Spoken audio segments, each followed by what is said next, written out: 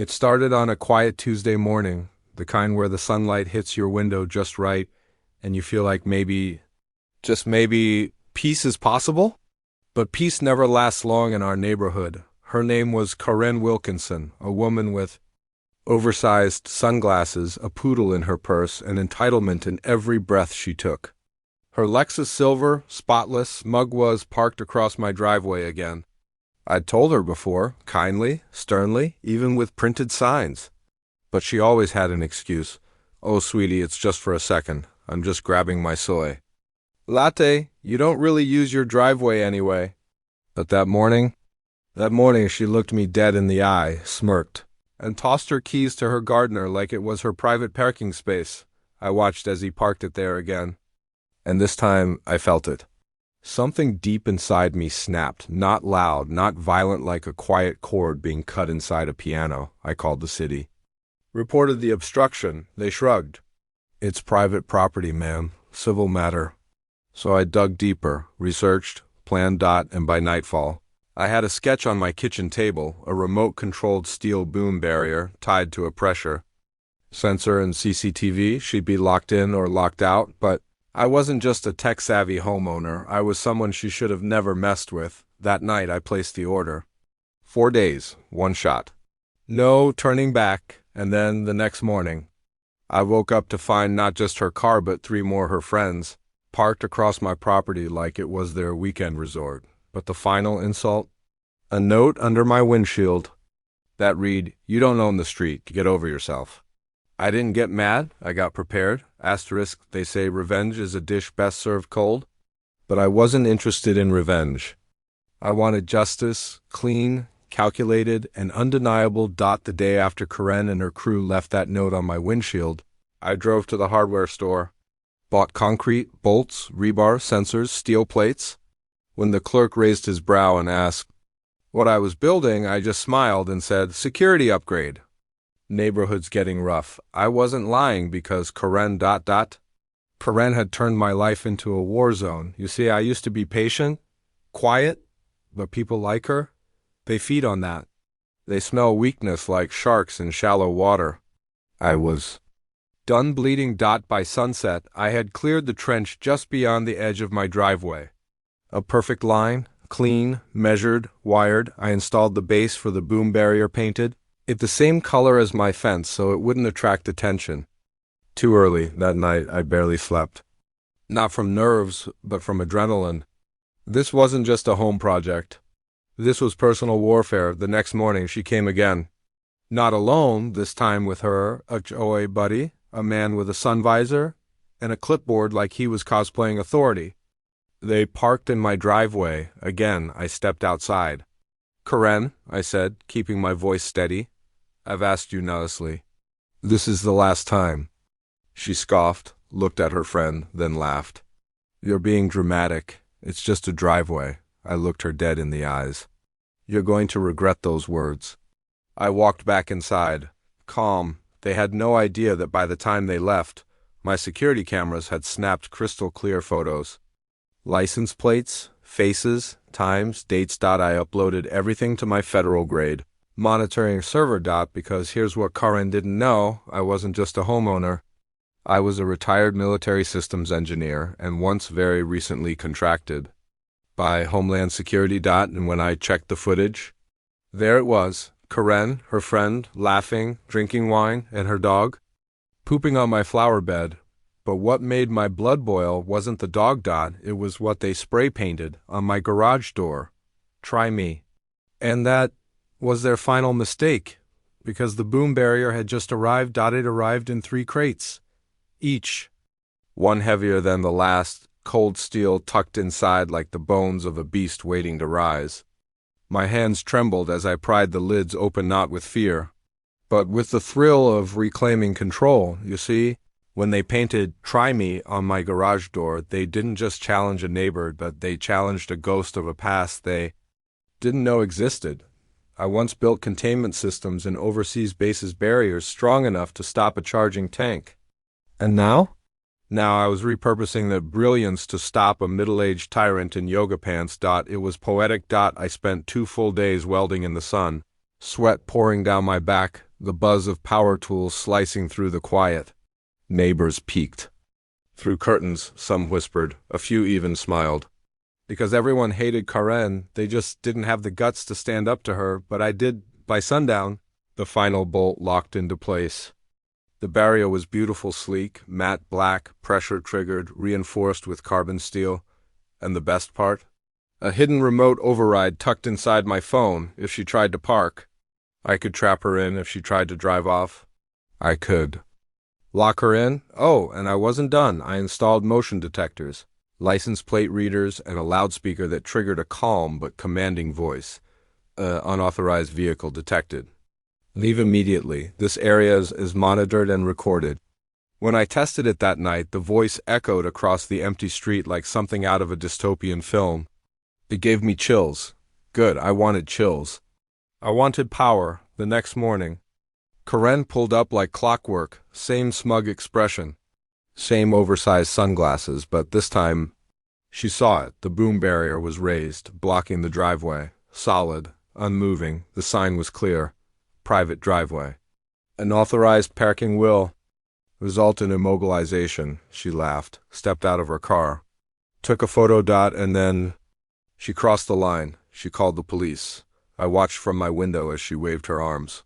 Exaggerated everything, claimed I was threatening the public and endangering the community with a weaponized fence. But when the officer knocked on my door, I welcomed him in, showed him the legal permit. The footage, the harassment log. And finally, the footage of her vandalizing my garage. His face changed. She's been doing this for how long? I didn't need to answer, because the officer walked right back outside, told her to leave and that she was trespassing. Her face turned red. She screeched something about her lawyer and the HOA, but she left, and I thought it was over. I really did. Until that night, when my cameras caught her sneaking into my yard, holding a pair of wire cutters. Midnight, the world outside was silent too, silent. Even the crickets had fallen quiet, like nature itself was holding its breath. I sat at my desk, half asleep, the hum of the surveillance monitors washing over me. Then a flicker, camera 3, the motion alert blinked. I leaned forward, zoomed in. There she was. Karen Wilkinson, crawling through my rose bush like a raccoon with a vendetta. She wore black, laughable, really. Like she thought stealth was just a matter of wardrobe. In one hand, a flashlight wrapped in red cloth. In the other, bolt cutters. And right behind her, another figure. A man, hooded, bigger build. Holding a gas can. My heart stopped. This wasn't just vandalism. This was something far more dangerous. I activated the voice alarm remotely. The deep speaker boomed. Step away. You are trespassing on federal-grade monitored property. Leave. Now. Karen flinched, dropped the cutters, but the man beside her didn't run. He stared straight into the camera and flipped it off. I felt it, that cold, slow crawl of fear mixed with fury. They weren't afraid. They were planning something bigger. I called 911, reported a trespassing in progress. But when the squad car pulled up 5 minutes later, they were already gone. Just like ghosts, but they left something behind. On my boom barrier, they'd smeared red spray paint, sloppy, angry. This isn't over. I barely slept. My mind was racing. Who was the man? A boyfriend? A hired thug? Was she this petty or this dangerous? The next morning, I installed 2 new fail-safes, a silent perimeter tripwire that would alert me before anyone even reached the yard, and a hidden pressure-triggered ink bomb under the gravel.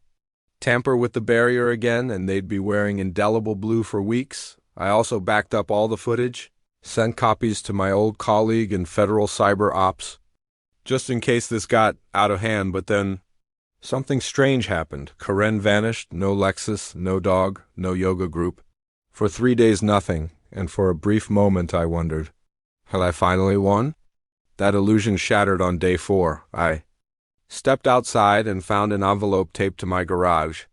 Inside it, a photo of my daughter at her university taken that same week, and a note scribbled in a woman's handwriting, "Back off or your family becomes collateral." My knees gave out. This wasn't about driveways anymore. This was war. And Karen? Karen had just crossed a line I swore no one ever would.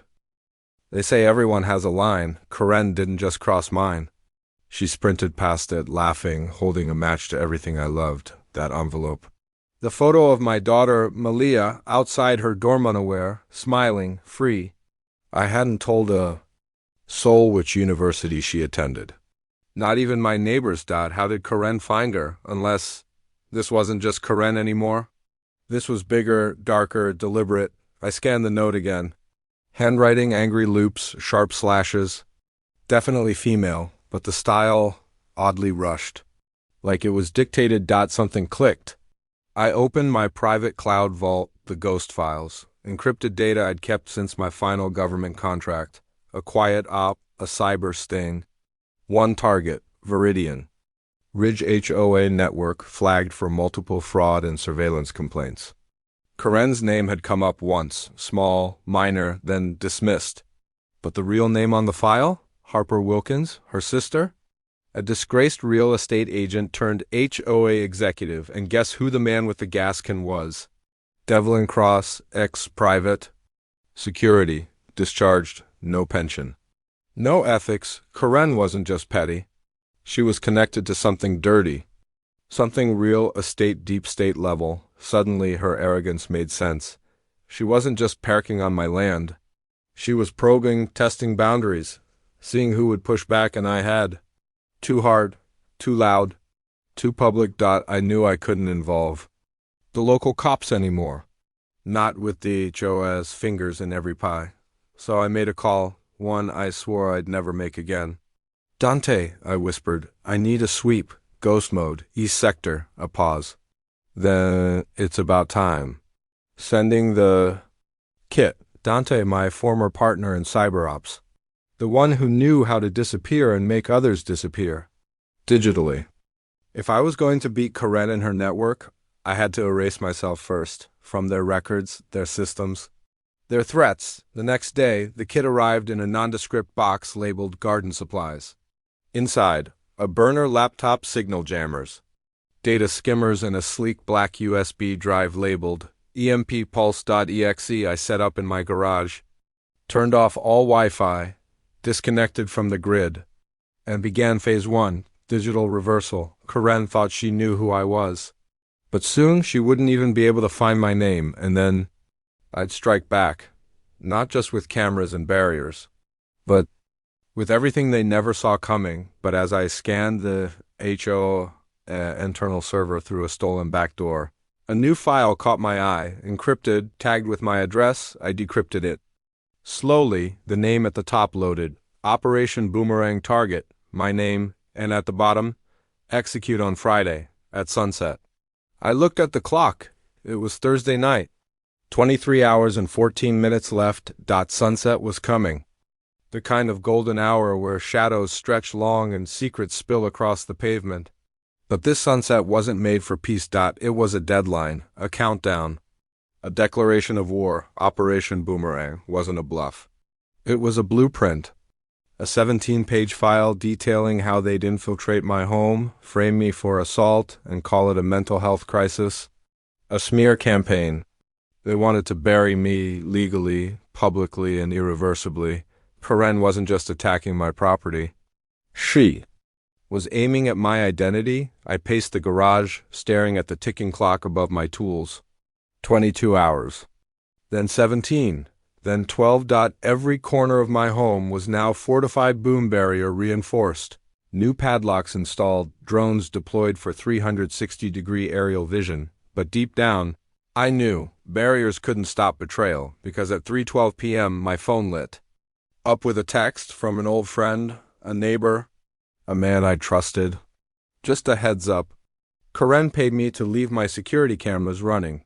Facing your yard, said it was HOA business. I'm sorry. That was the final crack. They were building a case, taping my movements, fabricating threats. And once the incident happened, they'd show edited footage. Out of context, one-sided, I'd be painted as a paranoid loner with a vendetta. A relic of the past who couldn't let go, they didn't know. I was the future they feared. At 6:27 p.m., I put on the vest black, breathable, lined with fiber optic sensors. Not for protection, but for proof. It would log everything I said, every heartbeat, every word spoken around me. At 6:55 p.m., I activated Dante's EMP stick. One press, and every hidden mic and camera in a 30-foot radius went dead. And then, at 7:03 p.m., they arrived, 3 black SUVs, Karen stepping out in heels, sunglasses perched on her head like a crown of arrogance. Behind her, Harper Wilkins, sister, puppet master, HOA queen, and Devlin Cross, still holding the same smirk from the camera footage. "Evening," Karen said. "We came for a friendly HO inspection." I stepped out, slow, silent. Didn't say a word. "Is that barrier even legal?" Harper chimed in. "Looks threatening. Let us walk the property," Devlin added. "We'll be quick." That's when my drone dropped from above, casting a shadow across the lawn. A cold robotic voice echoed, "Unauthorized entry will be recorded, streamed, and prosecuted." Karen laughed. But her laugh wavered. She stepped forward anyway.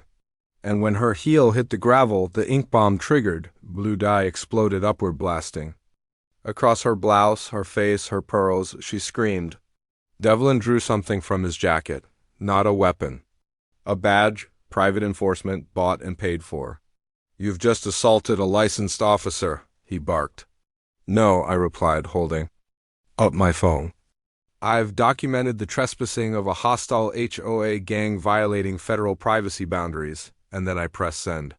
Every bit of data, every frame of footage, the drive-by threats, the note about my daughter went to a federal attorney. I used to brief in Washington, but they didn't know that. "Not yet," Karen screamed, demanded I be arrested. Devlin stepped closer. And then sirens. Not local cops. Federal marshals, 3 unmarked vehicles, badges flashing. One stepped out and looked straight at Karen Wilkinson. "Harper Wilkins." "Devlin Cross, you're all under investigation for conspiracy, harassment, and obstruction of privacy under Title 18 federal statute." Karen's jaw dropped, but I didn't smile, because I knew. It wasn't over. Not yet. One person was missing. The one inside my house. The flashing lights outside were blinding, red and blue slicing through the dusk like knives. Karen screamed, clawed at the marshals, mascara running, pearls coated in blue ink.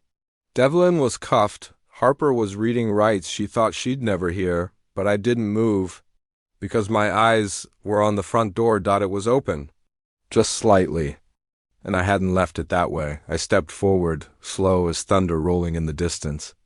The hallway was quiet, too quiet. My pulse pounded in my ears. Not from fear, but from instinct. Something was wrong. I crept inside, every creak of the floorboards echoing like a war drum. I passed the living room, the study, everything untouched until the guest room, door ajar, light on, and inside, my daughter, Malia, tied to a chair, gagged, terrified. I froze. "Malia," I whispered. "I'm here, sweetheart, I'm here." Tears spilled from her eyes as I rushed to untie her. "He's still here," she cried. "He said you ruined everything." I turned, and from the shadows, he stepped out. Mark, my former partner. Dante never sent the EMP stick, because Dante was already dead. And Mark had used my tech, my trust, my name, to build this entire scheme with Karen's. "HOA, they paid me to find you," he hissed. "To flush you out? You disappeared? They wanted the best?" "I gave them you. Why?" I breathed. He looked at me, empty eyes, a cruel smile.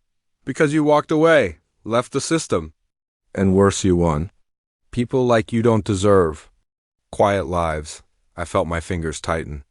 My mind flashed with every injustice, every boundary crossed, every moment they pushed just a little further. "You made this about driveways," I said, stepping forward. "But it was never about where you parked. It was about where I stood, and I don't back down." He pulled a small device from his coat, detonator-shaped. "One signal and this. Whole block loses power, records vanish, you vanish." But before he could press it, click, a small red dot lit up his forehead. Another one on his chest. Outside, the marshals had drones in the sky, watching, recording, a voice came through. The earpiece in my pocket. Stand down, we have the shot. Mark dropped the device, sank to his knees and whispered, they'll just send another. But I leaned in and said something only he could hear, let them. I built this system, and now I'm staying. 2 months later. The boom barrier still stands. Karen's property was seized. Harper's license was revoked. Devlin's behind bars, Malia. She's home for the summer. Smiling again, safe and me. I sit on my porch, coffee in hand, the early morning light painting gold across the driveway. Peace, earned, not borrowed, but every time the wind shifts. I still listen. Still watch. Because in a world full of Karens, you never know who's pulling up next.